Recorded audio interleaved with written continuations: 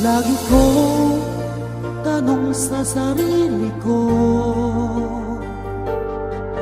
bakit ako ang siyang minahal mo?